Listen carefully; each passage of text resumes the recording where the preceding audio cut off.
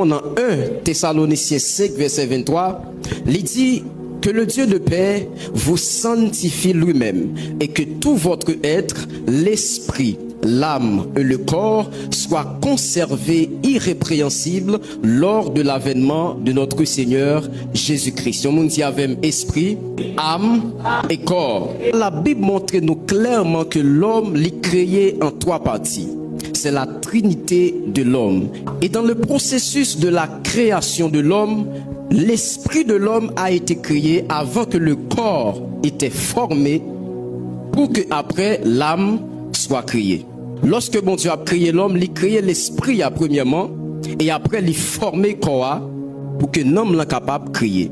Dans Genèse chapitre 1er, verset 26 à 27, Dieu dit, faisons l'homme à notre image, selon notre ressemblance, et qu'il domine sur les poissons de la mer, les oiseaux du ciel, etc.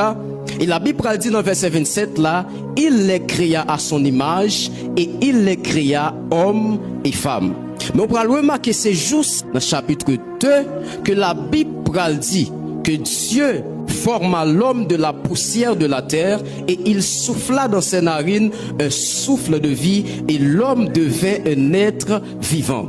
Dans Genèse chapitre 1er, versets 26 à 27, Dieu l'y créé l'homme. Mais dans Genèse chapitre 2, Dieu l'y formé l'homme. Et c'est là que nous venons rentrer dans la formation de l'homme. Dans Genèse chapitre 1er, verset 26 à 27, Dieu l'y créé l'homme. Mais dans Genèse chapitre 2, le verset 7, Dieu l'y formé l'homme. Et c'est là que nous venons entrer dans la différence qu'il y a entre la création de l'homme et la formation de l'homme. L'esprit de l'homme était créé avant que corps l'y formé. Nous t'es créé avant nous former. Maintenant, la Bible dit que Dieu forma l'homme de la poussière de la terre.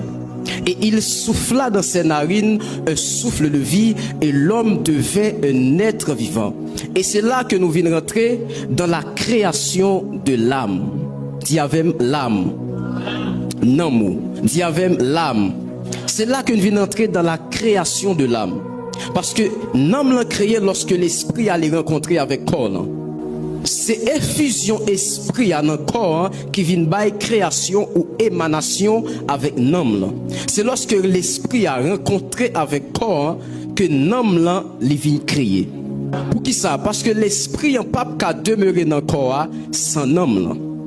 Et c'est ça que fait lorsque mon âme mourit, l'âme est rentré dans ces jours des morts, qui ça nous dit l'esprit a monté vers le Créateur.